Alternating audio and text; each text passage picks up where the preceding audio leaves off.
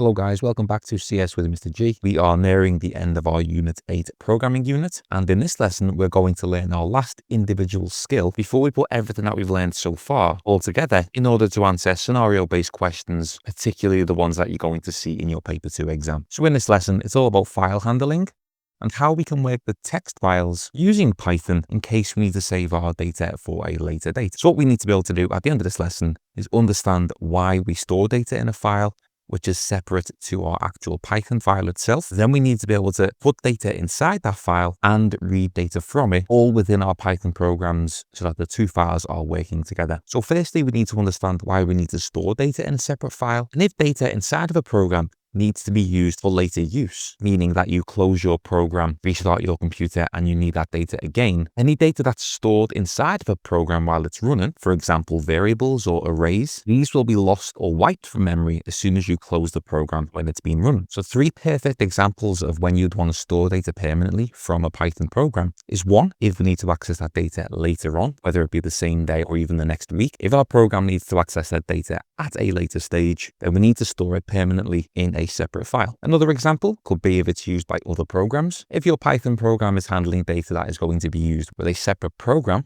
for example, Excel or Chrome or any other piece of software, then again, we'd need to extract that data and save it in a permanent file. And finally, if that data is going to be shared with other computers or different people, then of course, we would need to extract it again and save it in a separate file so that it can be transferred to that other computer or the other user. So this is a very common technique in programming. And if you are familiar with just general computing, you will be well aware that all programs that we tend to use have separate files when data needs to be stored permanently. Perfect example. If you open Microsoft Word, you know that you have separate Word files which store the data that can be used at a later date. If I'm writing in a Word document, as you can see now, I don't save the file. I close Word and come back to it, all the data is now gone. But of course, if I save this data into a Word document file, I can come back and pick up where I left off. And the same goes for any type of program where you need to save data for a later date. So in Python, the first thing we're going to learn is how we open a file. And the only files that we're going to be working with Python are basic text files. So a basic text file is a very stripped back, really basic file that simply stores text, and the extension for this file is .txt. So you can see .txt at the end, and all this file will store is text. Now to open a file, we need a placeholder to put this file,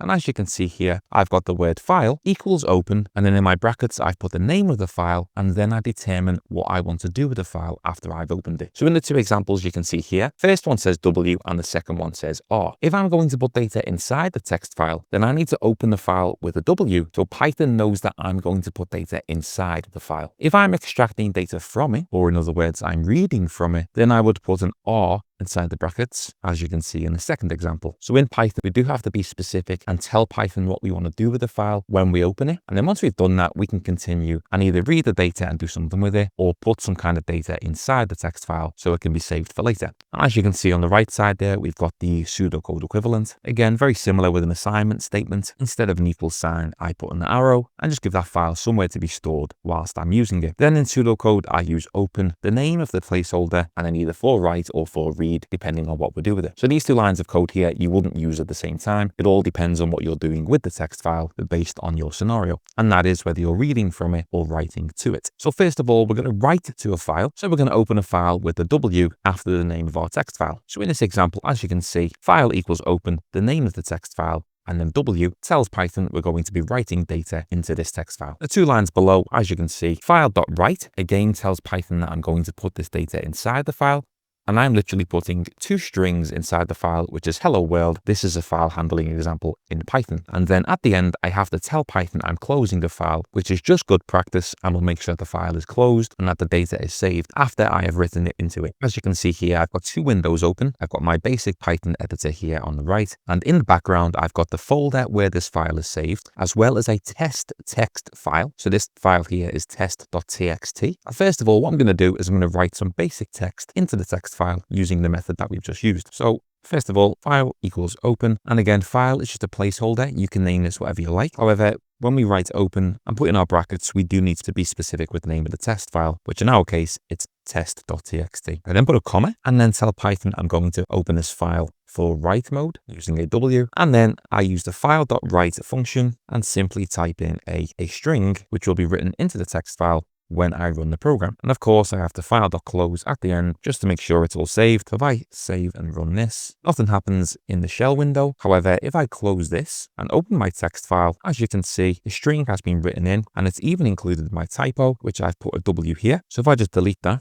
run it again, run the module, again, nothing happens. But if I just look at the text file, so if I refresh, and as you can see, the text is changed to the string that I've included in my Python program. Writing to a file, fairly simple. And if I want to read from a file, I'm going to amend this text inside the text file manually. So iGCSE Computer Science. I'm going to save this. Now I'm going to start again in my program. I'm going to open the text file, this time for read mode, which is an R. I'm then going to store the contents of the text file in a placeholder. So content equals file.read. And then I can simply print the content. And this, hopefully, once I close the file, will read the contents from the text file and print it in my shell window when I run the program. As you can see, it's took the data from the text file and printed it within the shell window. So that's how we read data from a file. And of course, in both methods, we have to use the file.close just to make sure everything's okay. And in pseudocode, you simply use the close file with the name of the file in brackets, which is very similar to the Python equivalent.